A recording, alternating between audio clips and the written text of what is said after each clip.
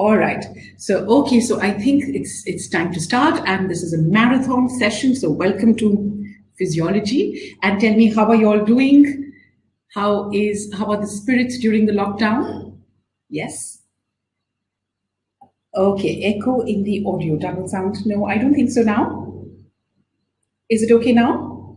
Is it okay now? Is there still an echo?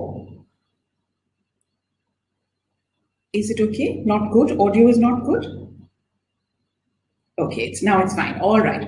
Yes, yes. Okay. So let's start. And I think firstly, tell me how are everyone's spirits in the lockdown? Great. Yes, I'm good. I'm good, Safia. And how are you? And okay. Okay, great. Oh, the messages there's so many messages that it's difficult to.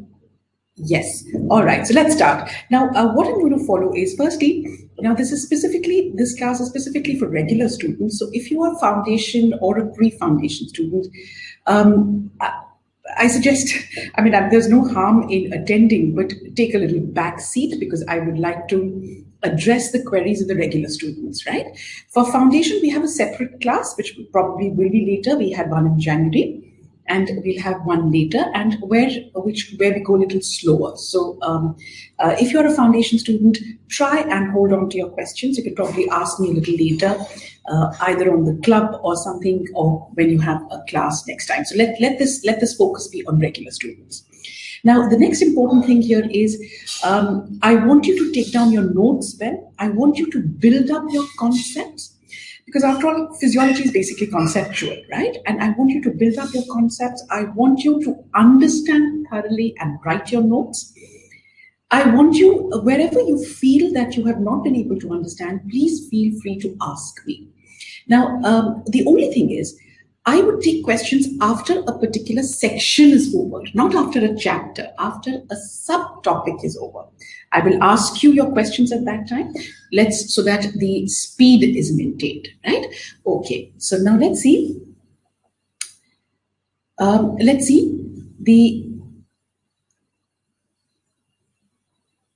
Yes, now let's see as far as now complete, how do we increase?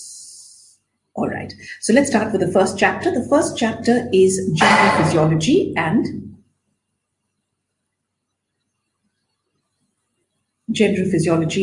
the basic concepts. General physiology and the basic concepts, right?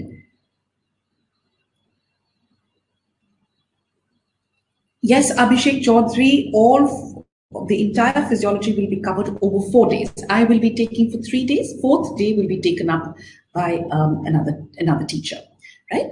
Okay, so general physiology and basic concepts. The first concept I'm starting off is called total body water. Total body water. Now, if you look at the total body water,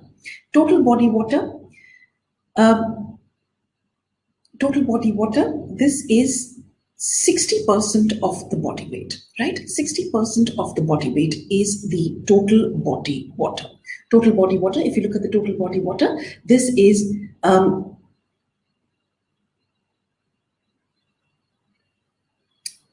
total body water. This is 60% of the body weight, right?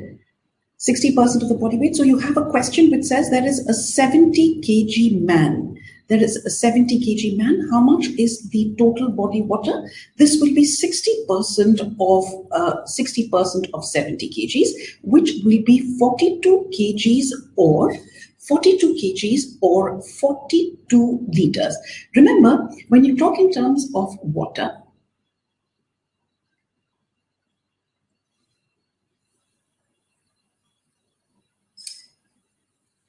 Arushita Datta, there is no need to write your notes again. If you've attended the class, if you want to attend it again, it's up to you, but there is no need to write your notes again. Do not, if you've attended the class before, no need to write the notes again. Listen now, for every small thing, you can't be asking me questions, right? Okay, so like I said, we starting with total body water, and I said 60% of the 60% of the body weight is the total body water. So if you have a 70 kg man, how much is going to be the total body water? This is 60% of 70 kgs. This is 42 kgs or 42 liters. Simple questions like these are asked.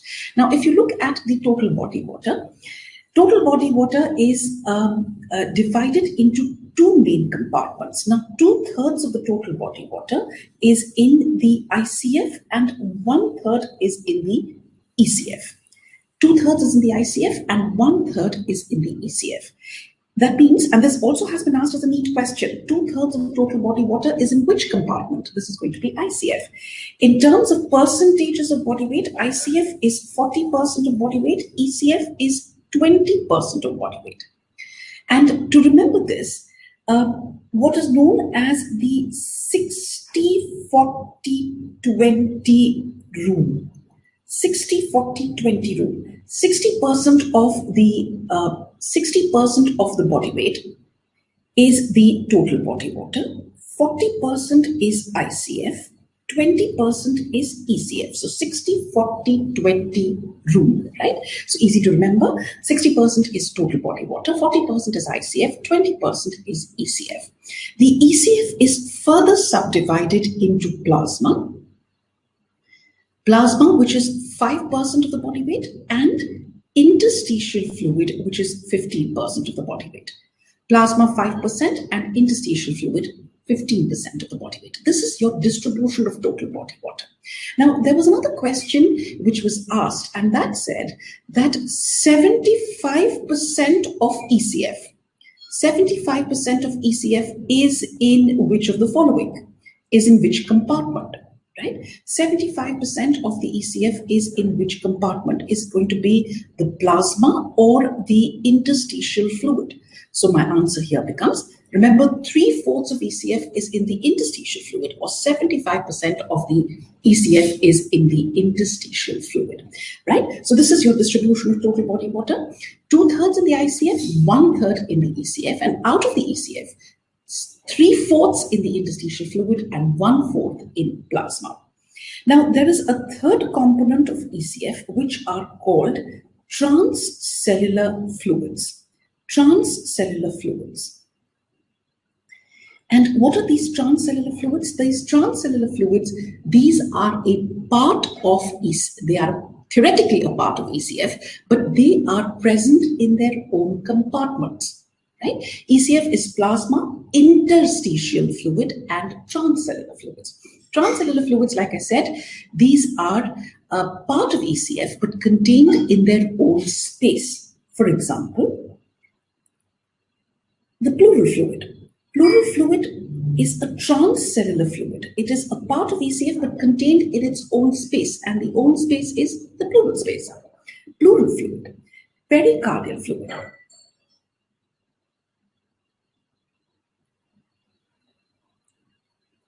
Pericardial fluid. In the pericardial space, joint fluid,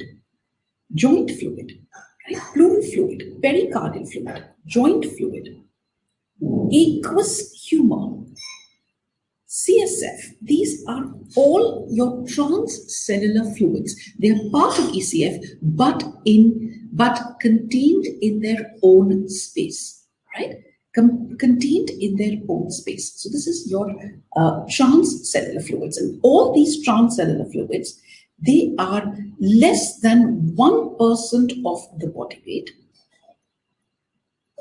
less than 1% of body weight, or less than 1 kg in a 70 kg man.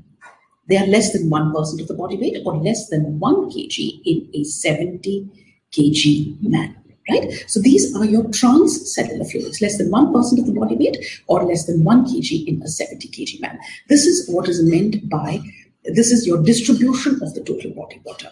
Now, an important point over here is that the transcellular fluids theoretically are a part of ECF, but when we are measuring the ECF, we can only measure the plasma and the interstitial fluid. Right? We cannot measure the transcellular fluids. Transcellular fluids are present in their own space, right?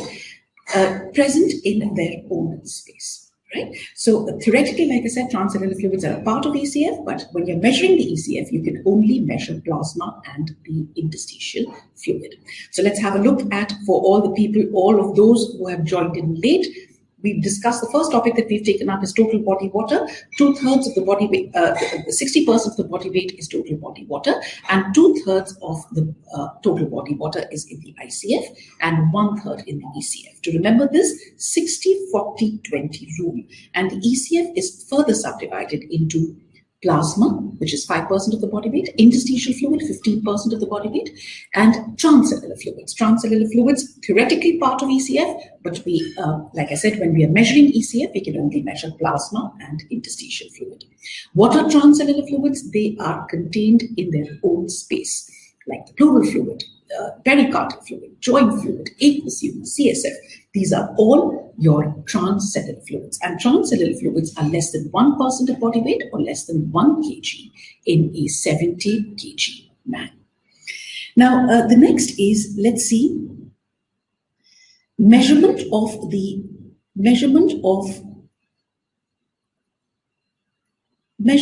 different body fluid compartments. How do you measure these different body fluid compartments?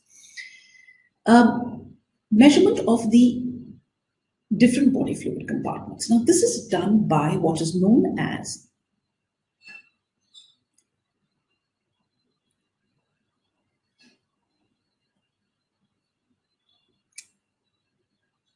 measurement of different body fluid compartments. This is done by what is known as the dye dilution technique. This is done by the dye dilution technique, or also known as dye dilution technique, also known as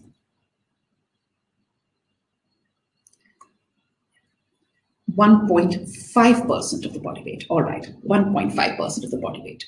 Please stop writing inane messages, right? Because it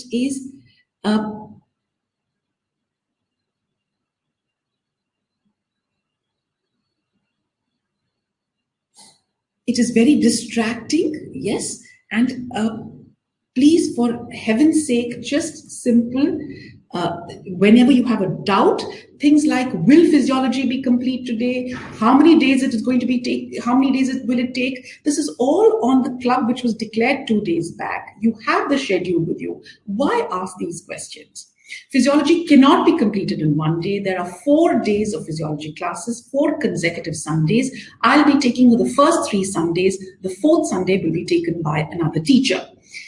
We are starting today, we'll be covering general physiology and nerve physiology. This has all been declared in the club. So what is the point in asking these questions again? And it is distracting because I'm trying to look for your doubts and I find these funny questions, right?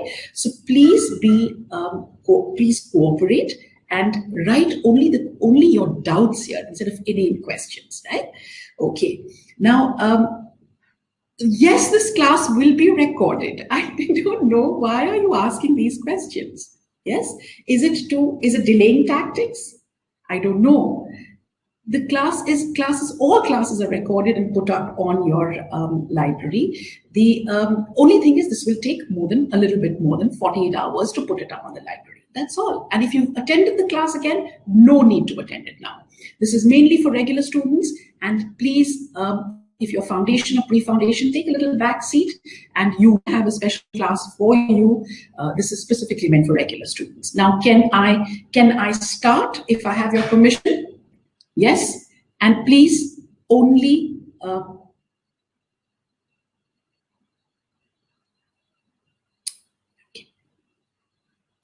all right, so the measurement of different body fluid compartments, this is done by the dye dilution technique, which is also known as the principle of volume distribution.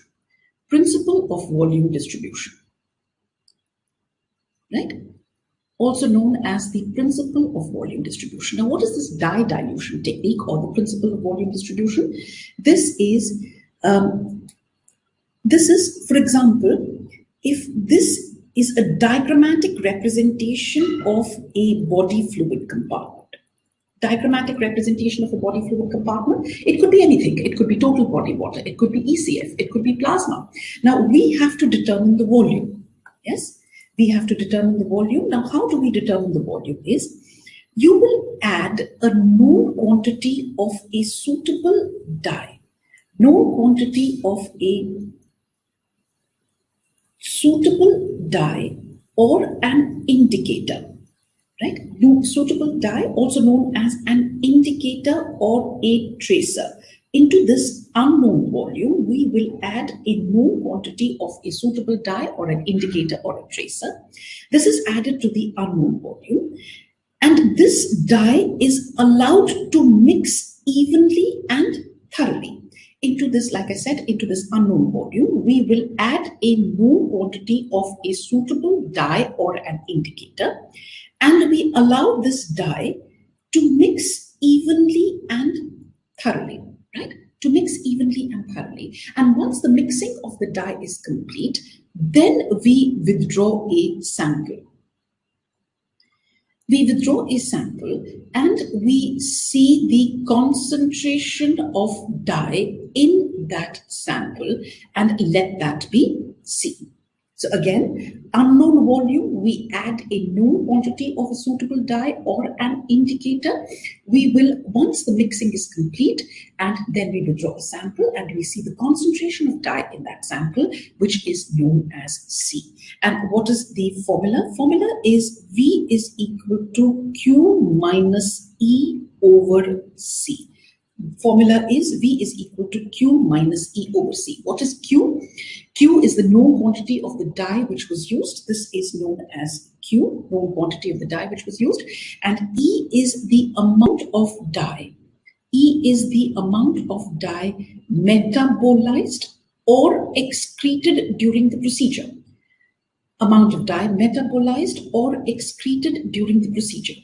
And what is C? C is the concentration of dye withdrawn in a concentration of dye in a sample which has been withdrawn after mixing has taken place. So this is how you're going to measure it, right? Unknown volume, you add a known quantity of a suitable dye or an indicator, which is known as Q.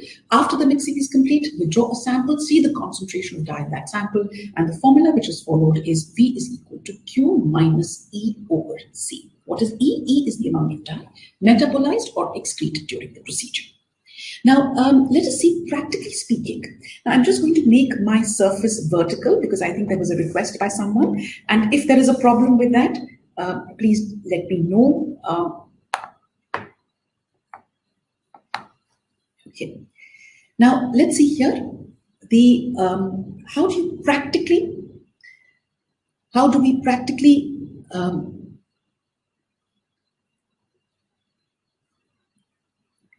we practically measure these different body fluid compartments? Now, for instance, this is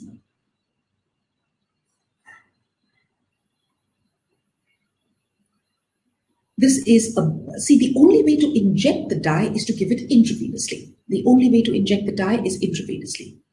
Yeah, no, it is not making sense. Absolutely. Somebody was saying make it vertical. No.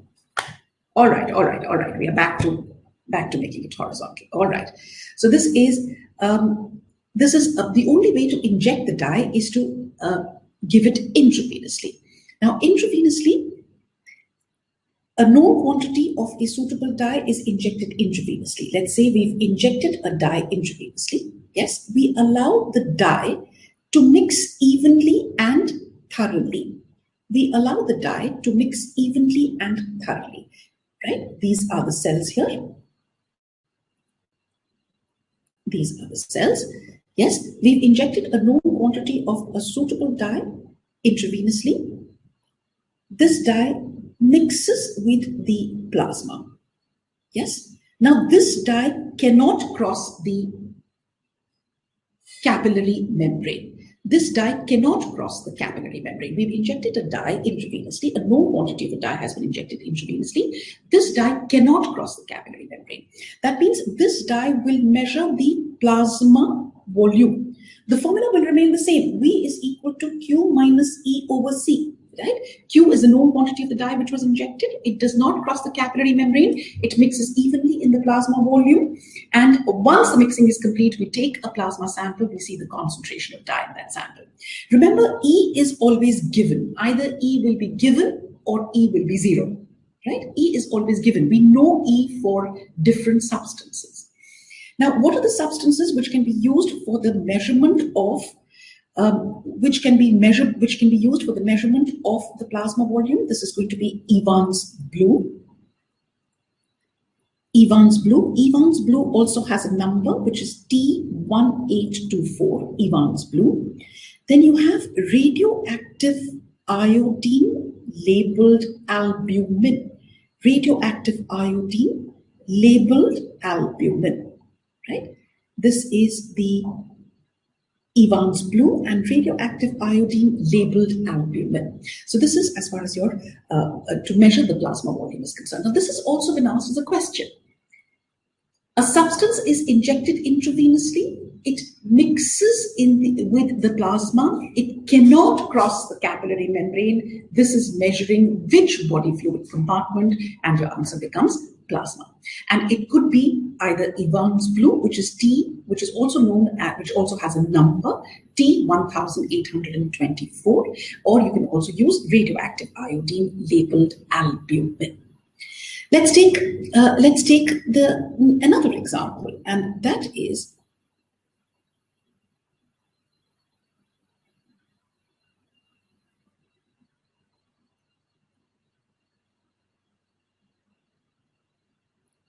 let's take again. This is the blood vessel here. These are the cells. I inject a known quantity. I inject a known quantity of a dye intravenously. This dye mixes with the plasma volume. It mixes with the plasma volume. It now crosses the capillary membrane. It crosses the capillary membrane and it goes into the interstitial spaces. But this cannot cross the cell membrane, right?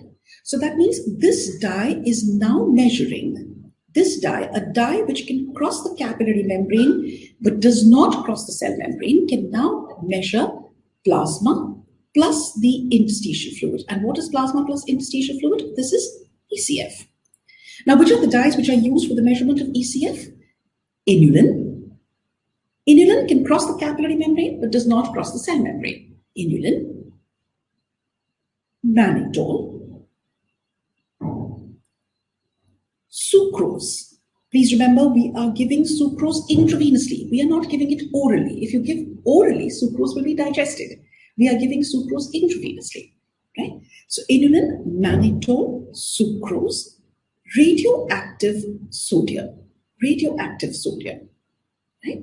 So these are used for the measurement of ECF volume. Now, you have been asked a question out of this, that which is the most accurate? Which is the most accurate out of these? Which is the most accurate? The most accurate for the measurement of ECF volume is inulin, right? This is inulin. This is going to be the most accurate.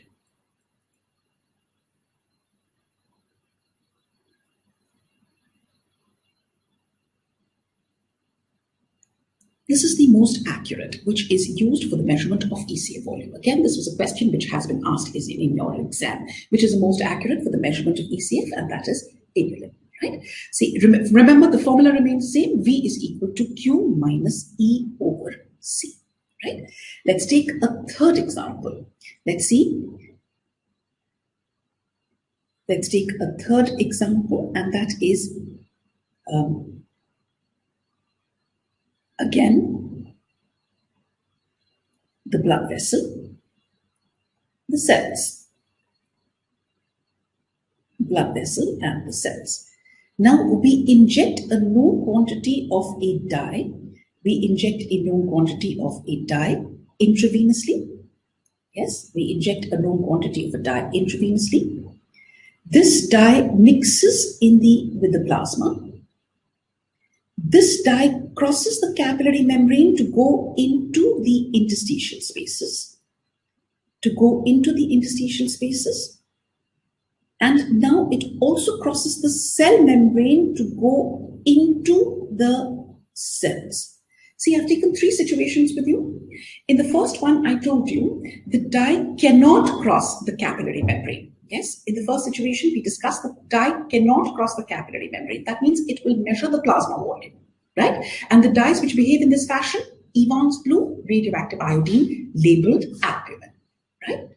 Then in the second situation, I told you that you inject a dye intravenously, but the dye now crosses the capillary membrane but cannot cross the cell membrane.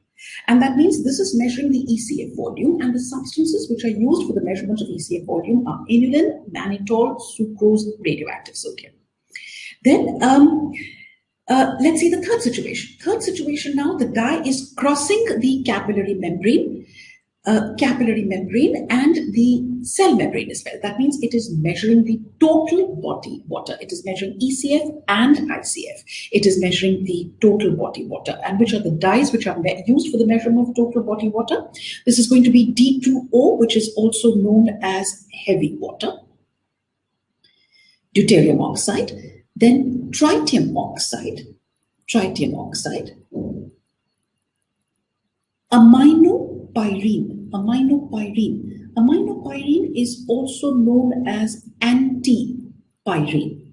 Antipyrene and aminopyrene differ only in an amino group. So D2O, heavy water, tritium oxide, and aminopyrene. These are used for the measurement of total body water.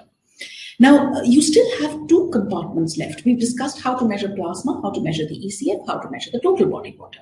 Now, you still have two body fluid compartments left, and those are ICF and ISF, intracellular fluid and interstitial fluid. Now, these both begin with an I. So remember, these are both indirect measurements. I for ICF, I for interstitial fluid, I for indirect measurement, right? These are indirect. ICF is total body water minus the ECF. Total body water minus the ECF. Total body water is measured with the help of D2O. This is the most frequently used for the measurement of total body water. That is D2O. ECF, inulin. So basically, you need a combination of two dyes for the measurement of ICF. D2O and inulin. D2O to measure total body water. Inulin is the most accurate for the measurement of ECF. So with the help of these two dyes, you can measure the ICF, the intracellular fluid. For interstitial fluid is also indirect estimation. That means this will be ECF minus the plasma. ECF minus the plasma. The dyes which are used are inulin and Evans blue. Right? So this is the preferred combination, inulin and Evans blue. This has been asked as a question. How do you measure the ICF? That is going to be total body water minus the ECF. Right? So this is as far as your measurement of different body fluid compartments is concerned. Remember, the formula remains the same. V is equal to Q minus E over C. Q is the known quantity of the dye which is used. E is predetermined, it is always given, and C is the concentration of dye in a sample withdrawn after mixing has taken place.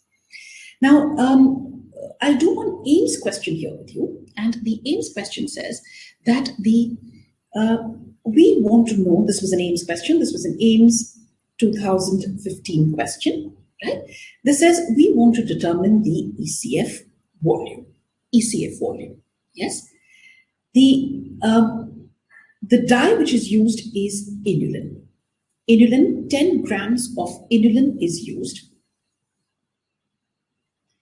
10 grams of inulin is injected intravenously, right? We want to determine the ECF volume, and 10 grams of inulin is injected intravenously.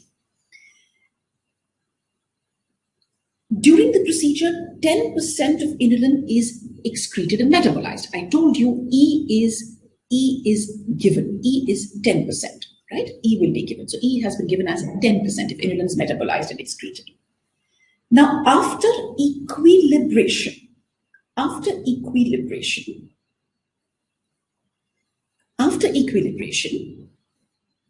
The plasma inulin has been found to be 50 milligrams per 100 ml. Plasma inulin has been found to be 50 milligrams per 100 ml, right?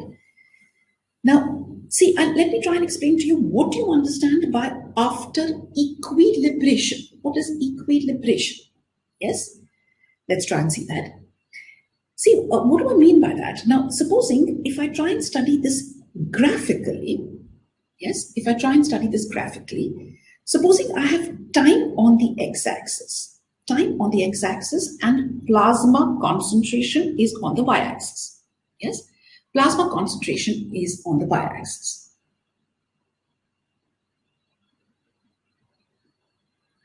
So, when I inject inulin intravenously, I can only inject it intravenously. I can only introduce it through the vein. So plasma concentration of inulin is initially very high.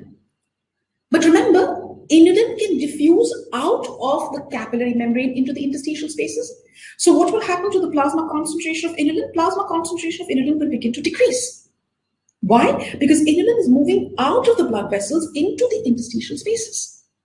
Now, but after some time, we find that the plasma concentration of inulin will again plateau out. Why will it plateau out? Because now the concentration of inulin in the plasma and in the interstitial fluid is the same. It's been distributed equally in the plasma and the interstitial fluid. This will be known as the point of equilibrium.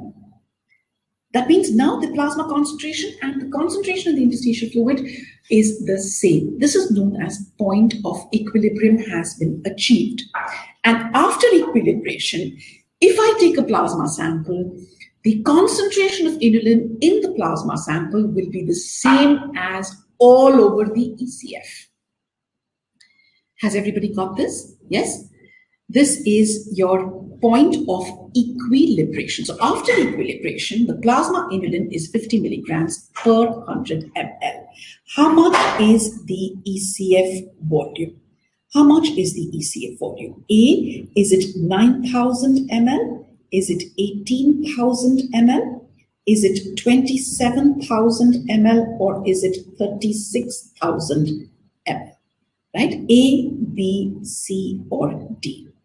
Now, please remember, here we are going to use the formula V is equal to Q minus E over C. Q has been given to you. Now, first, the important point when you are doing a question like this is please pay attention to the units. Please pay attention to the units. You've got gram here.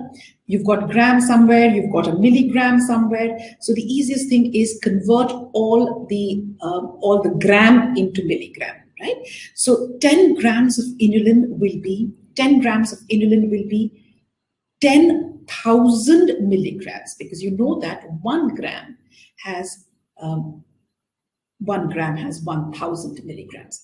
10% is excreted means 1 gram is excreted or 1,000 milligram is excreted.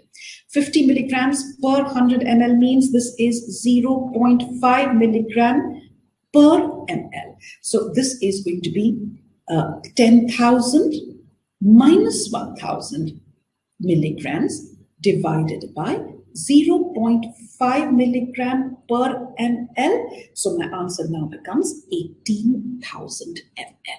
Right? 18,000 ml or, right? This is your, this is as far as your AIMS question is concerned. 18 liters, right? This is going to be 18 liters. Okay? 18 liters.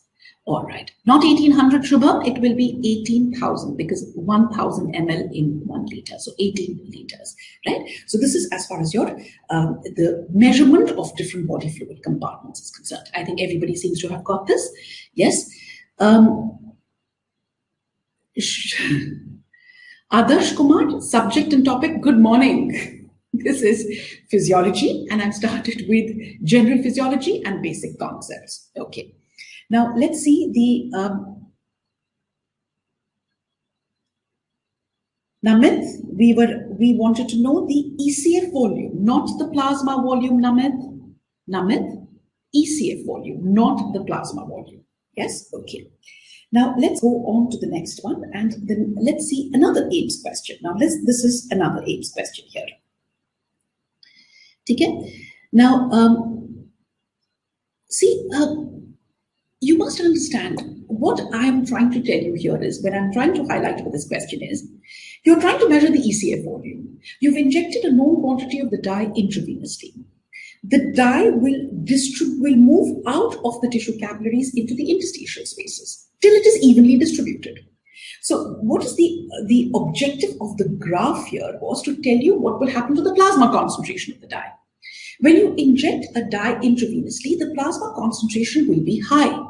But as the dye moves out of the capillary membranes into the interstitial spaces, the plasma concentration, please see this, plasma concentration will reduce till it reaches a point of equilibrium. What do you mean by point of equilibrium? That means the concentration of the dye in the plasma. Concentration of the dye in the plasma. What is point of equilibrium? That means concentration of dye in the plasma is equal to the concentration of the dye in the interstitial fluid. That means the dye has got evenly distributed all over the ECF. That is what is meant by equilibrium. Yes, this is your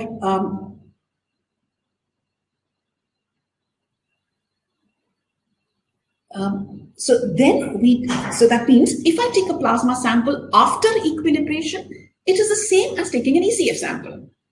Have you understood? Right? That is what is meant by point of equilibrium. Right? So this is your this is V is equal to Q minus E over C.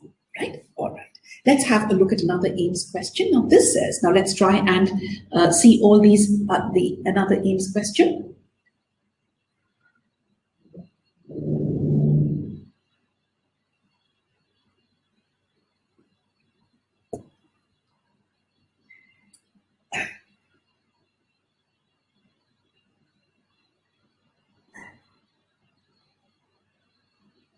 Aarti Rana, why are you getting confused, beta? What are we doing over here? This way, I'm sorry, you will not be able to complete your physiology in 4 days, not possible.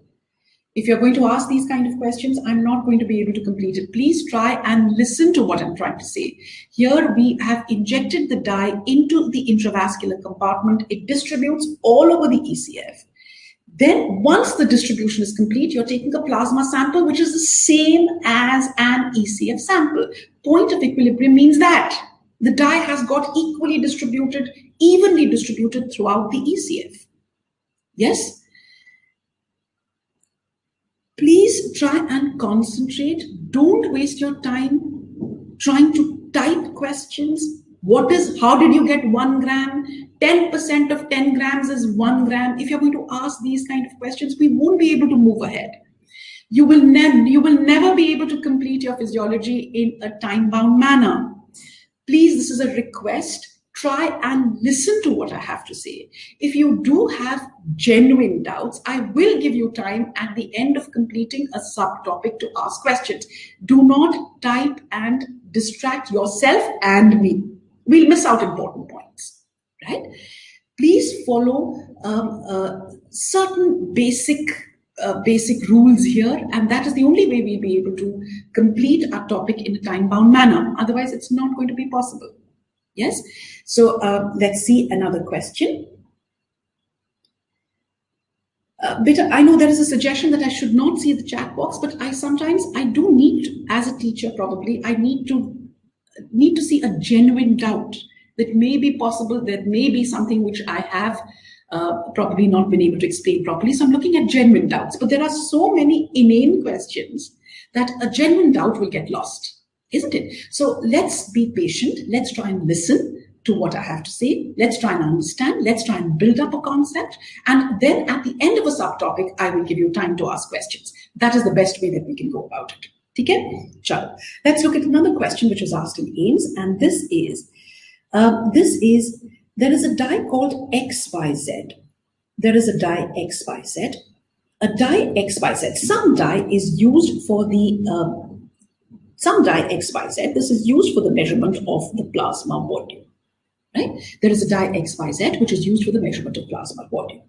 This dye XYZ, this is replaced by another dye.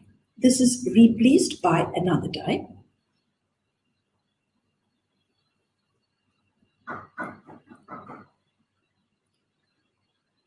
This is replaced by another dye, which is known as dye ABC. Right? We've used a dye XYZ, some dye, to measure the plasma volume. This is replaced by another dye called dye ABC. But this dye ABC, it diffuses out of tissue capillaries. It diffuses out of tissue capillaries. Right? It diffuses out of tissue capillaries. Remember, if I want to measure the plasma volume, the dye should stay within the intravascular compartment. But I've used another dye which is actually diffusing out of the tissue capillaries, right? Tissue capillaries. So that means what will happen to the plasma volume with dye ABC? Is it going to be same as with XYZ? Right? Is it going to be same as with XYZ? Is it going to be higher than with XYZ? Or is it going to be lower than with XYZ? Yes? What is going to happen? So look at this, understand this question. Now, this was an AIMS question again, which was asked. Dye XYZ is used to measure the plasma volume, but it is replaced by another dye ABC, and this dye diffuses out of the tissue capillaries. So question says, what will happen to the plasma volume with dye ABC? Is it going to be the same? Is it going to be higher? Is it going to be lower? Now, remember the formula that we are using? V is equal to Q minus E over C. V is equal to Q minus E over C. This is applicable to measurement of all body fluid compartments. Now, remember I told you E would be given, or if E is not given, then E has to be taken as 0. In this question, E has not been given. Therefore, the E will be here. I will take it as 0. So V is equal to Q upon C. Right? So now, what is going to happen with dye XYZ? What will happen to the plasma concentration with dye XYZ? The plasma concentration will reduce. Why? Because the dye has diffused out of the tissue capillaries. So plasma concentration reduces. Remember, I'm interested in measuring the plasma volume here. If the denominator decreases, what will happen to the quotient? The quotient will automatically increase. So this will be higher than with XYZ. Right? So this is how we're going to understand it mathematically. It cannot be the same. It cannot be the same. You are using two different dyes. The second dye has got a property where it is diffusing out of the tissue capillaries. So it can definitely not be the same. So is it going to be higher or is it going to be lower? Apply the formula. V is equal to Q upon C. What will happen to C? C will reduce. Why? Because the dye has moved out of the tissue capillaries. Out into the tissue capillaries, through the capillary membrane, across the capillary membrane, into the tissue capillaries. So denominator reduces, quotient will automatically increase. Yes? Now, remember, this is one way to understand it. The second way to understand is that if the dye is diffusing out of, if dye is diffusing out of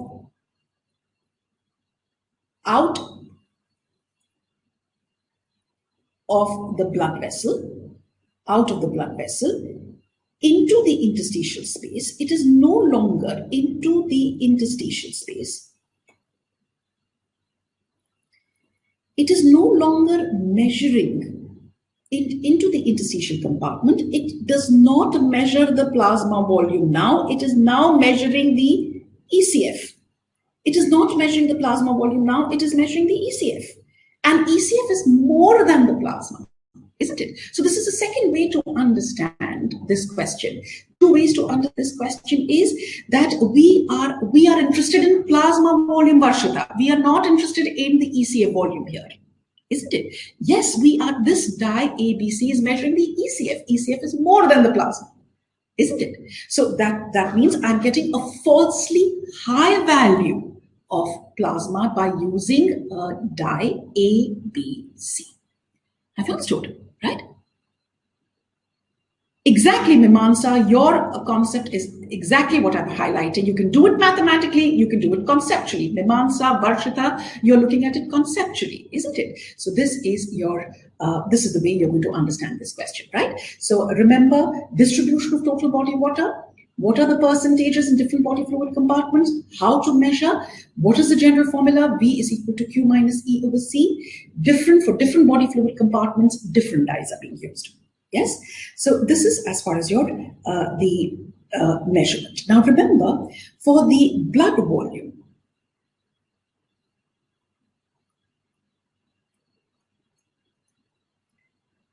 for the measurement of blood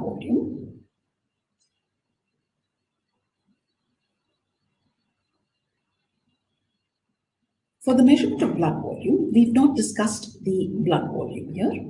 For measurement of blood volume, now blood volume is generally 8% of the body weight. Blood volume is 8% of the body weight. Now, blood volume is the plasma volume plus cells. Yes, and plasma volume, we've already discussed plasma volume is 3% of the body weight. Yes, so if you want to know the blood volume, for plasma volume, I can use Evans blue, which I've already discussed with you. I can measure using Evans blue, or I can use radioactive iodine labeled albumin. Radioactive iodine labeled albumin. For the measurement of cells, mainly RBCs, isn't it? For RBC volume, we can use radioactive chromium tagged RBCs. This is the dye which is used, radioactive chromium tagged RBCs. This is used for the measurement of the RBC volume, right? Now, another way to measure the blood volume is, this is 100 over 100 minus hematocrit into the plasma volume. So these are two ways in which to measure the blood volume. Yes, blood volume is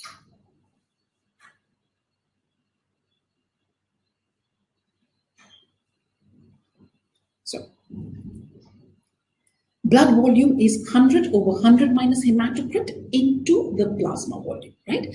Now 100 over 100 minus hematocrit into the plasma volume.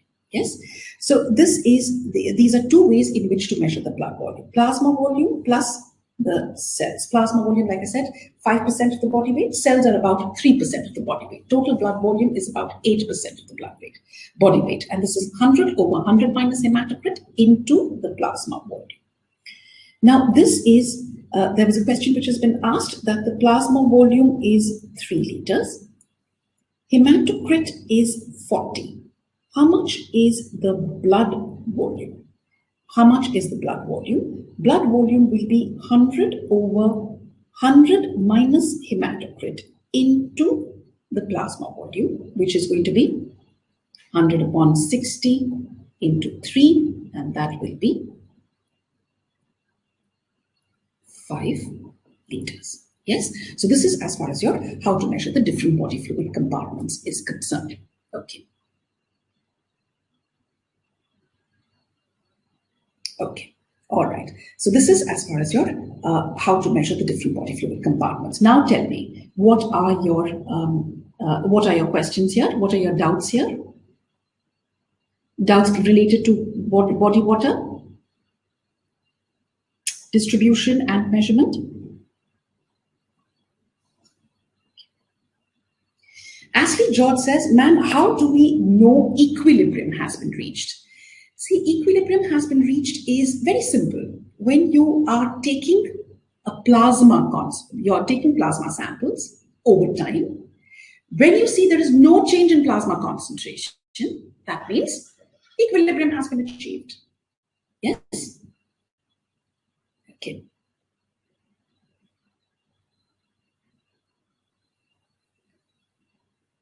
Any kind of situation where you are suspecting, when you are maybe a fluid overload, or if you are or where there is loss of fluid, you would like to do fluid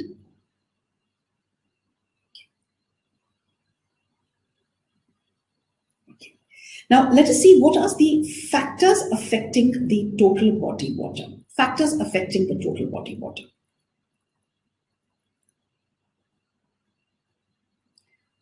Factors affecting total body water. I forgot to mention this. Factors affecting the total body water.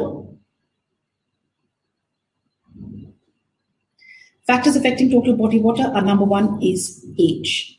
So as age increases, the total body water decreases. As age increases, total body water decreases. Yes? Number two, so that means as age increases, in infants, the total body water is 70% of the body weight. In adults, the total body water is 60% of the body weight. In the elderly, the total body water becomes less than 60%. Factors affecting total body water, like I said, as age increases, total body water decreases. Infants, the total body water is about 70% of the body weight. Adults, 60%. Elderly, less than 60%. Number two is it also depends upon the amount of fat which is present. More the amount of fat, less the total body water. More the amount of fat, less the total body water. Right? More the amount of fat, less the total body water.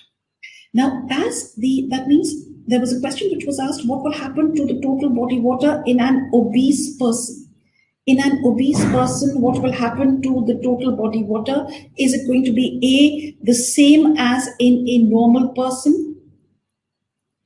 Same as in a normal person, is it going to be higher or is it going to be lower than in a normal person? The total body water will be lower than in a normal person. Yes. So the two important factors which affect the total body water, the total amount of total body water is age. As age increases, total body water decreases, and fat. More the amount of fat, less the total body water. Obese person will have total body water which is less than in a normal person. In a male, in an adult male and an adult female, also there is a difference. In an adult male, the total body water is 60% of the body weight, and adult female, the total body water is 50% of the body weight. Obvious reason, a higher content of fat. Higher content of fat in women. If you look at the water content of lean body tissue, water content in lean body tissue. Water content in lean body tissue. This is going to be, what is lean body tissue firstly? Lean body tissue is the body tissue minus the fat. Body tissue minus the fat. Body tissue minus the fat. Right? What is the water content of lean body tissue? Body tissue minus the fat. This is 71 to 72% or 71 to 72 ml per 100 gram of lean body tissue, right? So if I take body tissue minus the fat, the water content is in fact constant. It is about 71 to 72%. That means what is changing the amount of water which is present is the amount of fat. More the amount of fat, less the total body water. Again, this was asked as a all India question. What is the water content of lean body tissue? This is 71 to 72%. Right? 71 to 72%. So these are your factors affecting the total body water. Two important factors, that is age. More with increase in age, total body water reduces. Number two, like I said, the amount of fat which is present. More the amount of fat, less the total body water. Now, this is as far as your... All right. Now, next, let's go on to the next concept, which I am going to take up now. Is measurement of solute concentration. Let's take up the next concept, and that is measurement of solute concentration. Now, why is measurement of solute concentration important? Because when you look at body fluids are nothing but, like for instance, let's take plasma. Plasma is nothing but a solution. There are solutes, there is a solvent. Right? Solutes can be organic, inorganic. Solvent is water. Right? So measurement of solute concentration becomes important here. Certain terms will become important. The first term that I'm going to discuss with you is what the concept of a mole. What is a mole? Mole is nothing but the gram molecular weight of a substance.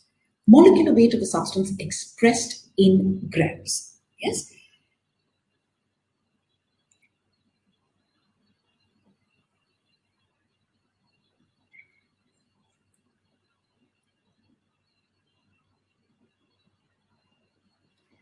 Molecular weight of a substance expressed in grams. That is what is known as a mole. Molecular weight of a substance expressed in grams. Like for instance, if you look at the molecular weight of oxygen, oxygen has a molecular weight. Oxygen has a molecular weight of 32. So 32 grams of oxygen is equal to 1 mole of oxygen, isn't it? Whatever the molecular weight of a substance, express it in grams and that becomes a mole, right? So 32 grams of oxygen will be 1 mole of oxygen. Or let's take, for example, sodium chloride. What is the molecular weight of sodium chloride? Molecular weight of sodium chloride is 58.5 grams of sodium chloride is equal to 1 mole of sodium chloride. 1 mole of sodium chloride. 58.5 grams is 1 mole of sodium chloride. Okay. Varun Jot Singh, I cannot be slower than this. Normally in a face-to-face class, I finish total body water in 40 minutes. We've taken 60 minutes to do it, right? So it cannot be slower than this. If it's going to be slower, then please ask for request to sir to give you 2 more days in physiology, okay? Which I'm sure you will not like, right? Next important point, like I said, we are discussing what are the concept of moles and osmoles. Now, mole is the gram molecular weight. So 32 grams of oxygen, like I said, is 1 mole of oxygen. 58.5 grams of NaCl. So anything molecular weight expressed in grams will be mole. Now, if you look at proteins, proteins have their molecular weights which run into thousands. Now, albumin, for instance, has a molecular weight of 67,000. So 67,000 grams of albumin will be equal to 1 mole of albumin, right? 1 mole of albumin. And what is a millimole? Millimole is 1,000th of a mole. That is known as a millimole. That is 1,000th of a mole. This is the concept of a mole. We need to go back to these concepts. I know this was taught in class 11, 12, but we need to revise them because we have to discuss what is plasma osmolality. And unless you know what is mole and osmole, we'll not be able to do that. Right? So this is mole. This is the concept of a mole. Now, what is the concept of an osmole? What is osmole? One osmole of any substance is going to be 1 mole of that substance. 1 mole of that substance divided by number of freely moving particles. Number of freely moving particles liberated in solution, right? What is the concept of osmole? This is 1 mole of that substance divided by number of freely moving particles liberated in solution, right? Liberated in solution. Now, for instance, let's take sodium chloride. When I dissolve sodium chloride in water, it will split into 1 sodium and 1 chloride. In other words, it splits into 2 particles.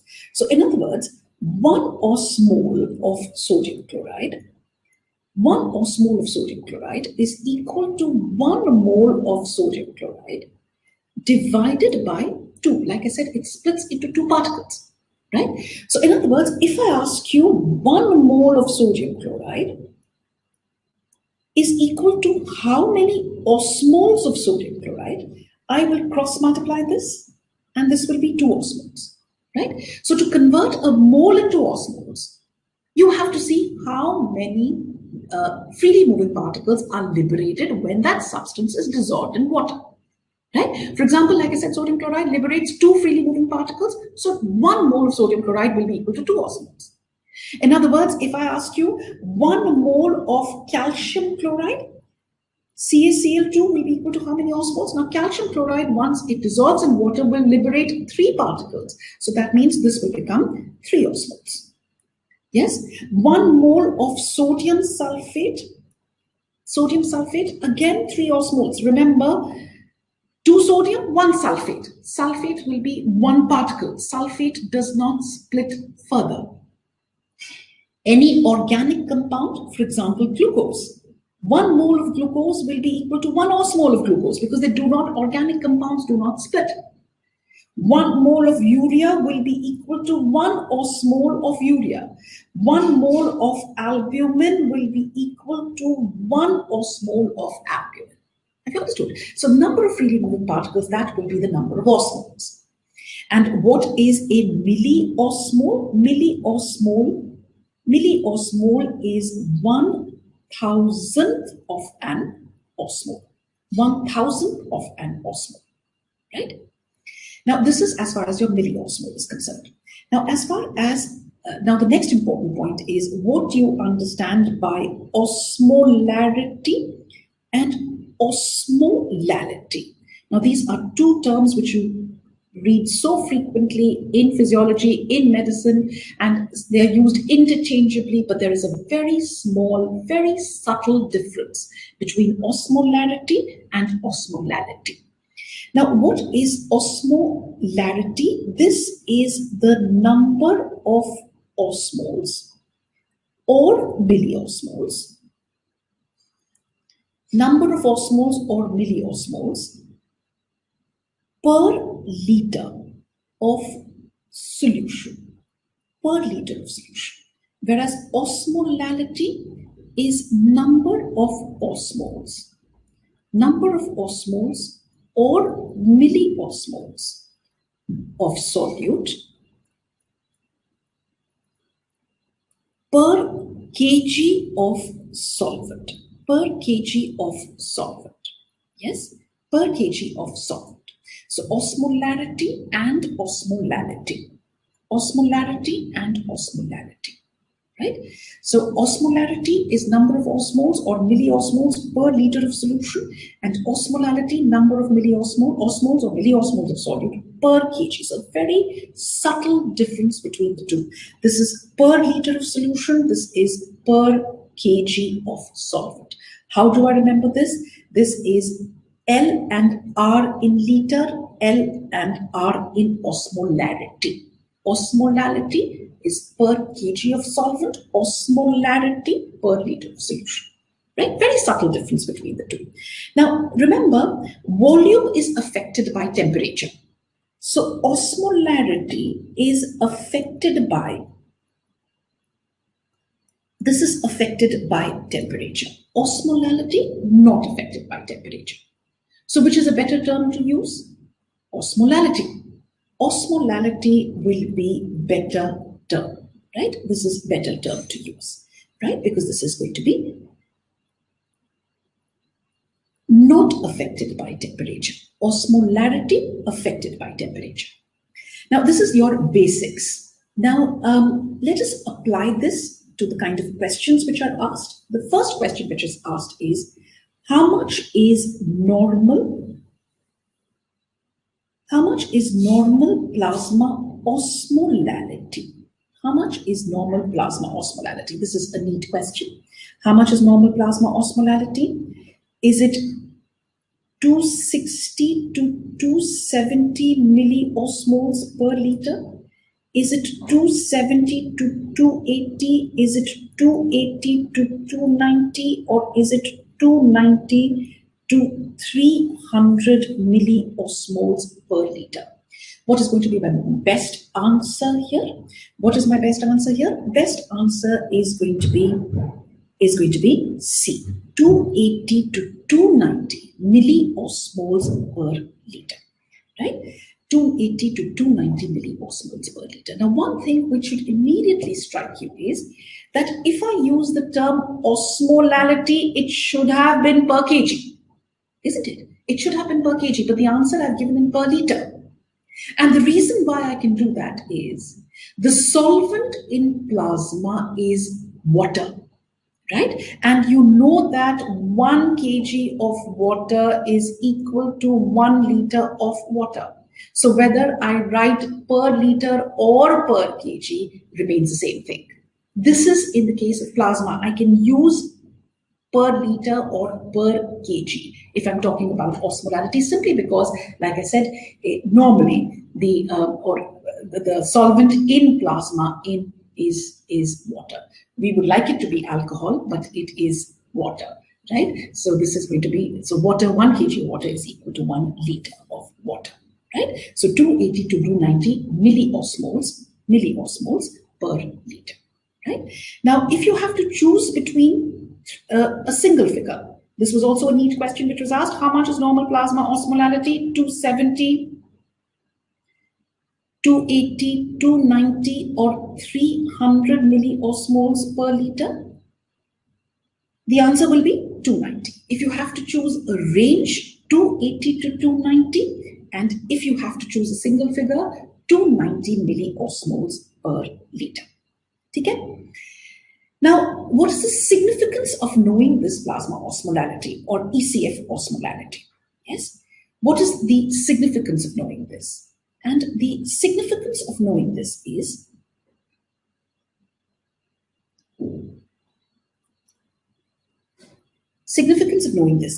supposing there is an increase in plasma osmolality. Supposing there is an increase in plasma osmolality. Yes?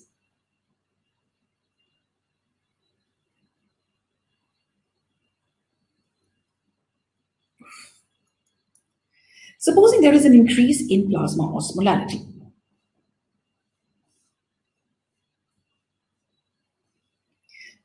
There is an increase in plasma osmolality. When can the plasma osmolality increase? For example,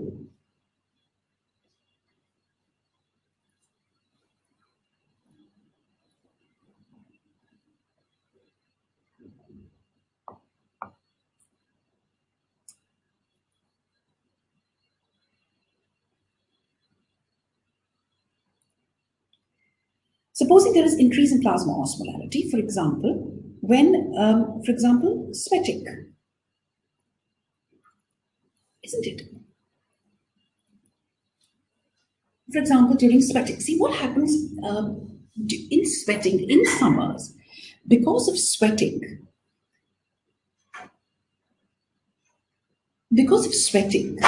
now sweat is hypotonic. Sweat is hypotonic. When I say hypotonic, what do I mean by that? That means it is a dilute solution. Isotonic means it has a tonicity similar to plasma. Hypotonic means dilute as compared to plasma. That means in sweat, there is more loss of water. There is going to be more loss of water, less loss of solute. More loss of water, less loss of solutes, right? So if there is more loss of water, what will happen to the plasma? Plasma will become concentrated, isn't it? Plasma osmolality will rise. Now, so if there is, so instead of being 290, it may be 300, 310, 320, right? Plasma osmolality will increase. And whenever there is increase in plasma osmolality, it stimulates the osmoreceptors. It stimulates the osmoreceptors. Now, where are these osmoreceptors located? These osmoreceptors are located in the anterior hypothalamus. They are located in the anterior hypothalamus.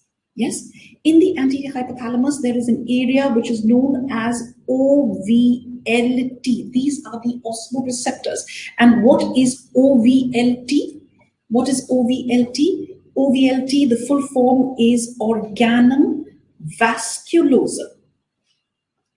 Organum vasculosum of lamina terminalis. Organum vasculosum of lamina terminalis. Organum vasculosum of lamina terminalis. So anterior hypothalamus has got the OVLT. These are your osmoreceptors. And once the osmoreceptors are stimulated, they will in turn send impulses to two areas. they will send impulses to two areas. Number one, they send impulses to supraoptic nucleus of hypothalamus. Supraoptic nucleus of hypothalamus. And supraoptic nucleus of hypothalamus is involved in the secretion of ADH. So there is going to be increased secretion of ADH. Increased secretion of ADH means there is going to be a concentrated urine. Increase in ADH secretion will help to increase, it produces a concentrated urine. A very common experience in summers, invariably you are passing a dark colored urine, isn't it? Because increase in plasma osmolality, like I said, it stimulates the osmoreceptors and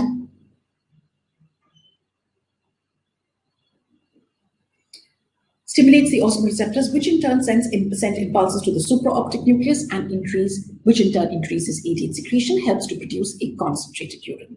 Impulses are also sent to lateral hypothalamus.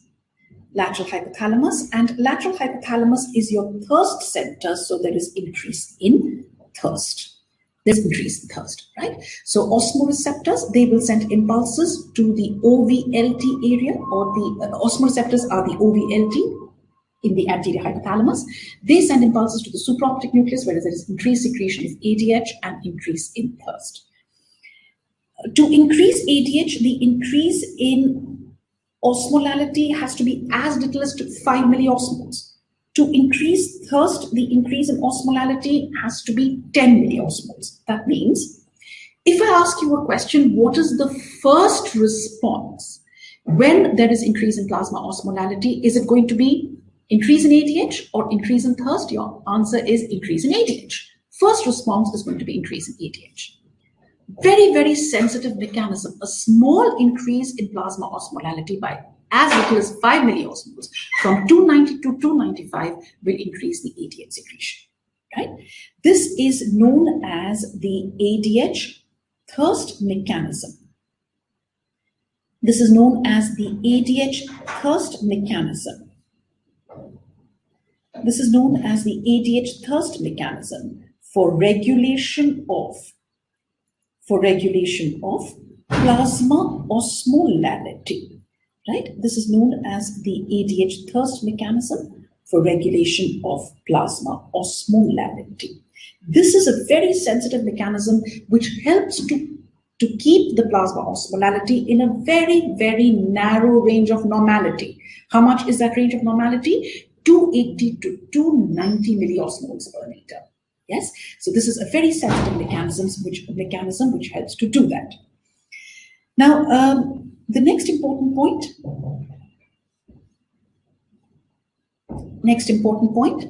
let's see. Maximum contribution. So the next is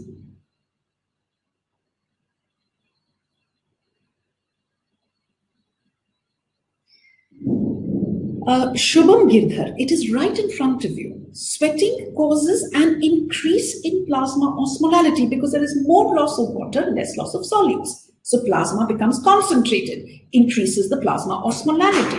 Shubham Girdhar. Okay? All right.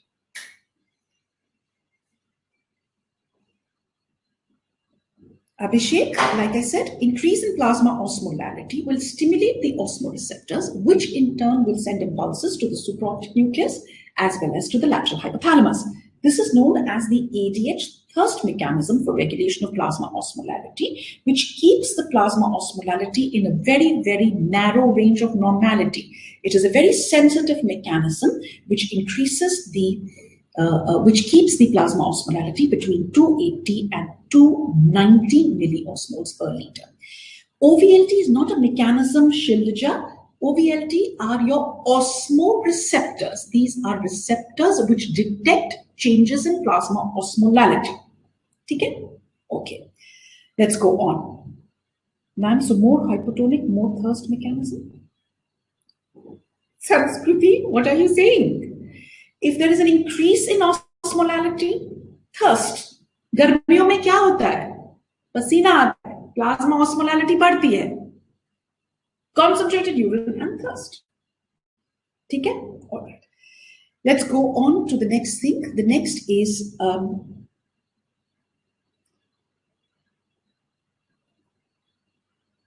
The next is maximum contribution to plasma osmolality. Maximum contribution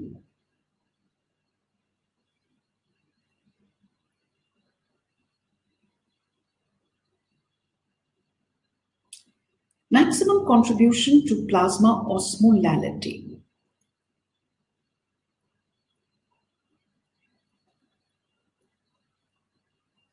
is by maximum contribution to plasma osmolality is by A, sodium and its associated anions. Sodium and its associated anions. B, is it glucose?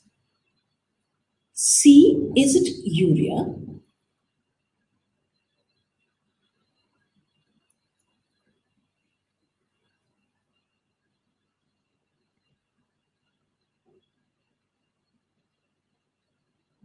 Spandana Reddy, less loss of solutes, how high osmolality? Please remember, we are talking of less loss of solutes, more loss of water in sweat. Sweat is made from plasma. From plasma, if you have more loss of water, less loss of solute, plasma will get concentrated. That increase in osmolality will stimulate the osmoreceptors. Osmoreceptors will increase ADH. ADH means more water reabsorption from the urine. So urine becomes concentrated. Water will re-enter into the plasma. Okay? Okay. Sodium and its associated anions, glucose, urea, or is it going to be plasma proteins? Yes? So this is an important question. This is maximum contribution to plasma osmolality is by. Now the answer to this is sodium and its associated anions. Sodium and its associated anions, they contribute the maximum. They contribute 270 milliosmoles out of 270 milliosmoles out of 290. Sodium and its associated. When I say associated anions, what are the associated anions? Sodium in plasma is associated with chloride, with two important anions, chloride and bicarbonate, right? So sodium and its associated anions contribute 270 out of 290. Glucose contributes 5 milliosmoles, right? Urea contributes 5 milliosmoles. Plasma proteins contribute 2 milliosmoles. And the remaining ions will contribute 8 milliosmoles, giving you a total of 290 milliosmoles. So maximum contribution to plasma osmolality is by sodium and its associated anions. Right? Glucose contributes 5. Normally, glucose will contribute 5 milliosmoles. Urea will contribute 5 milliosmoles. Proteins, 2 milliosmoles. Remaining ions, 8 milliosmoles, giving you a total of 290. Isn't it? Again, one of the commonest symptoms in a patient of diabetes. In a patient of diabetes, hyperglycemia, blood sugar level is elevated. Polydipsia. Polydipsia is increase in thirst. Isn't it? There is increase in thirst. Reason is again not difficult to understand, because what will happen in a patient of hyperglycemia, now the contribution of glucose to osmolality increases. Instead of 5 milliosmoles, it may be contributing 10, 11, 12. So here is a patient who now complains of increased thirst. Have you understood? Right? Remember that the this is as far as your like I said, maximum contribution will be by sodium and its associated anions, and also small contribution by glucose, urea, proteins. Proteins contribute the least. In fact, they contribute only 2 milliosmoles to plasma osmolality. Yes? Now, yes, Dr. Aisha, absolutely right. Hyperosmolar state in diabetes mellitus. Now, the next important point which I want to discuss with you is, why do proteins contribute so little to plasma osmolality? Proteins are contributing just 2 milliosmoles to plasma osmolality. Okay? Now,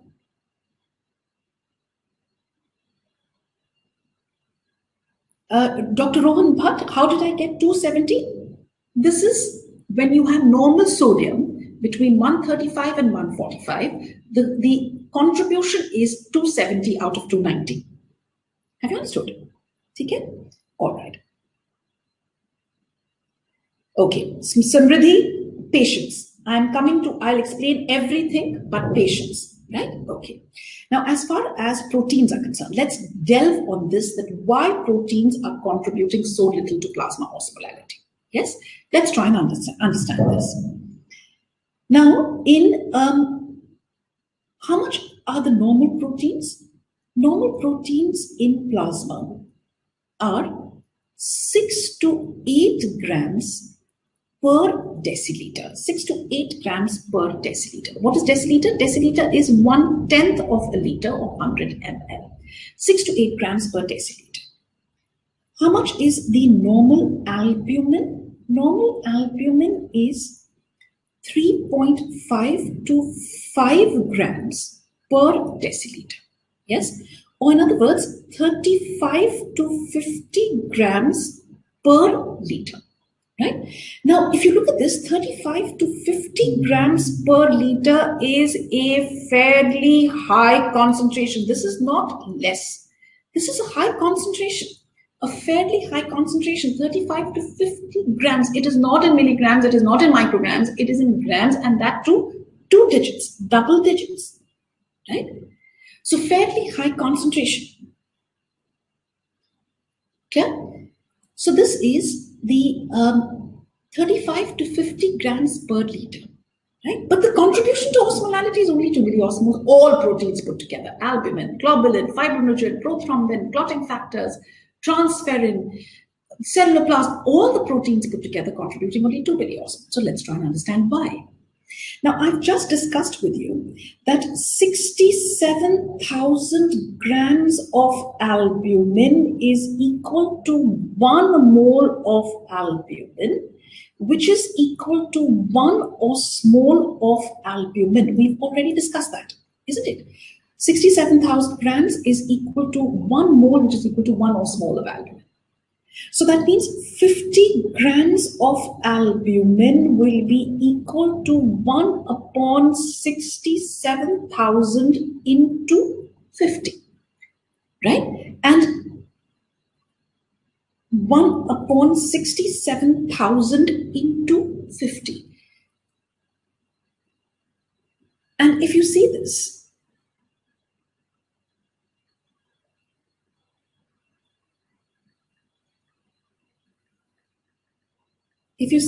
this is 0.00075 moles or 0.0075 osmoles. That means albumin, in terms of grams, is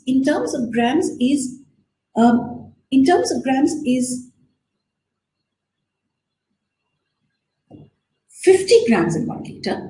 But in terms of osmoles and milliosmoles, it's 0.0075 moles or 0.00075 osmoles. And why did this happen? Because look at the molecular weight. Molecular concentration is in 2 digits, but the molecular weight of albumin is in 5 digits. Have you understood? This is that is why the number of moles and osmoles will be so little, right? In other words, if I want to know number of osmoles, number of moles or osmoles of a protein, number of moles or osmoles of a protein per liter will be equal to the concentration of that protein in grams per liter divided by the molecular weight, right? This is how you will convert a protein in grams per liter into the number of moles or osmoles, yes? Concentration is in double digits, but the molecular weight was in 5 digits. Concentration was high, but the molecular weight is very, very, very high. Therefore, the number of moles and osmoles of that protein become very less. For example, if you look at globulin, Globulin, the concentration is in double digits, but the molecular weight is 140,000, 6 digits. Right? So what will happen to the number of moles and osmoles of globulin in 1 liter will become even less. Fibrinogen has a molecular weight of 400,000. Yes? So what will happen? Molecular weight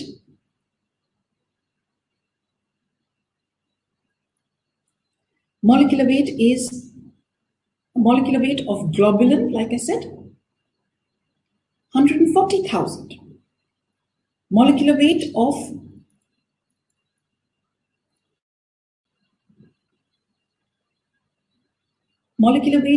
fibrinogen, 400,000. So that is why the contribution to osmoles and milliosmoles will become very less. Let's have a look at this once again.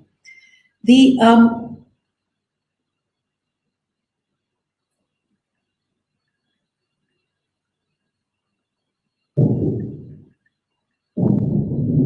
let's see this once again. Yes, this is your, like I said, why are the proteins contributing so little to plasma osmolality? Whenever you want to convert a protein from grams per liter into osmoles or milliosmoles per liter, you take the concentration in grams per liter and divide it by the molecular weight, right? Concentration is high, it is in double digits, 50 milligrams per liter, but the molecular weight is in 5 digits, right? So that is why the number of moles and osmoles will become very, very less, right? Based on this, you have a question which says the plasma proteins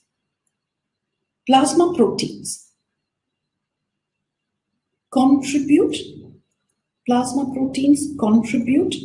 only 2 milliosmoles to plasma osmolality. Plasma proteins contribute only 2 milliosmoles to plasma osmolality because because they have a high concentration, high molecular weight, B, low concentration, low molecular weight, high concentration, low molecular weight, and low concentration, high molecular weight, right? Plasma proteins contribute only 2 milliosmoles to plasma osmolality because they have, please remember, the concentration is high, but because of very, very high molecular weights, right? Concentration is high, but because of very, very high molecular weights, the number of moles and osmoles of proteins will be very, very less, right? High concentration, but because of very, very, very high molecular weights, right, the number of moles and osmoles will become decreased number of moles and osmoles. Yes? Less number of moles and osmoles. Concentration is high, but the molecular weights are very, very high. Therefore, all the proteins put together will contribute only 2 milliosmoles or 0.002 osmoles to plasma osmolality. Right? Only 2 milliosmoles or 0.002 osmoles to plasma osmolality. Okay? So this is as far as your osmolality is concerned. Right? No, Kanishk, you don't need to know the molecular weights. It's just for the sake of example that I was giving you these molecular weights. It's just for the sake of explanation. Okay? All right. Now, the next important point that we're going to discuss here is ECF and ICF. Let's see what happens in the case of ECF and ICF. Right. Absolutely right. Right? Abhishek, yes. Maximum albumin, then globulin. Okay, now next is, let's have a look at ECF and ICF. Or before that, I'll take up something called osmotic adaptation. What is osmotic adaptation? Right? Osmotic adaptation.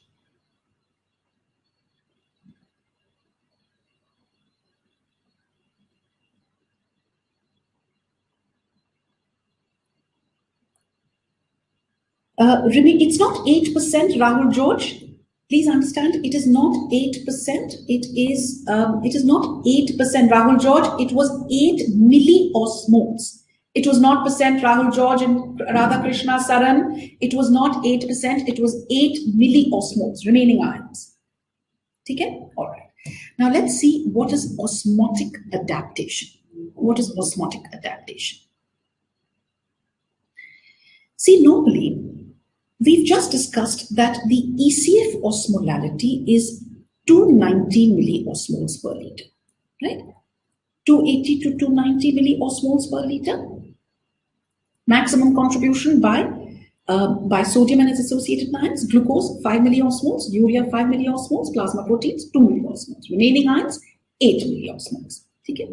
ECF is 290. Right? This is ECF here. Now, ICF also has an osmolality of 290 milliosmoles per liter. ECF and ICF will have similar osmolality. And that's very important because if there is difference in osmolality, there is going to be movement of water. Isn't it? You know that water moves from a dilute to a concentrated solution. Isn't it? So it will move from an area of lower osmolality to an area of higher osmolality. Isn't it? So this is, so normally ECF and ICF osmolality is the same so that there is no shift of water. No shift of water. Yes? Now, let us see what is going to happen. Now, let's see if there is hyponatremia.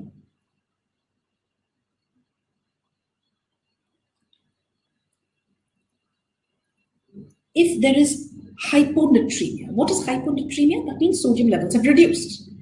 If sodium levels have reduced, that means there is a reduction in the ECF osmolality as well. No problem as far as that is concerned. You know that sodium contributes maximum to ECF, to osmolality. So if there is a hyponatremia, that means there will be a decrease in ECF osmolality. Yes. So that means instead of the ECF osmolality being 290, let's say it is now only 280, but inside osmolality is 290.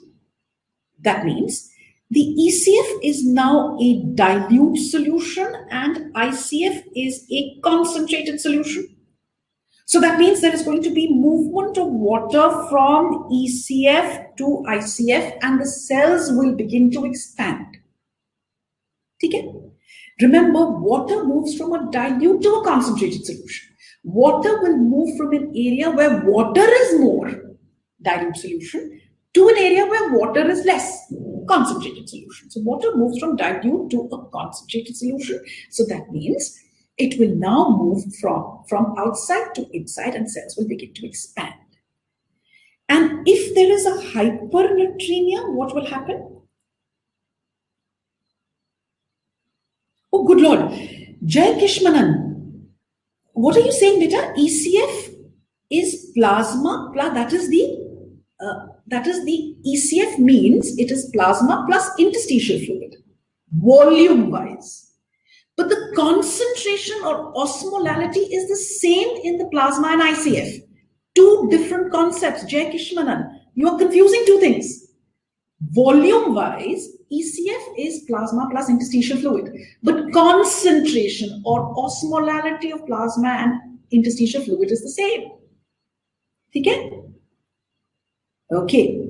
Now let's see what happens if there is a hypernatremia. Pashupati, from an area where water is higher to an area where water is lower. Concepts which we started doing in class 6. Hypernatremia. If there is a hypernatremia, that means increase in plasma osmolality, increase in ECF osmolality.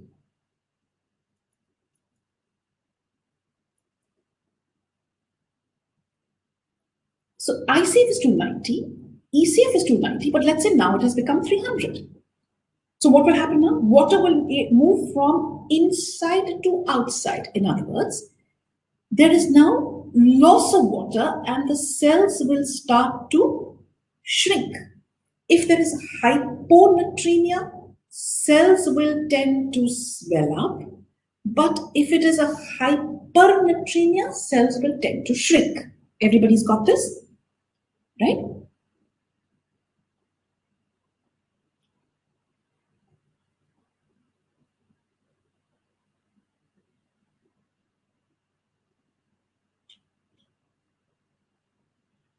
Now, so that means there is going to be change in the cell volume whenever there is change in ECF sodium, right? Simple thing.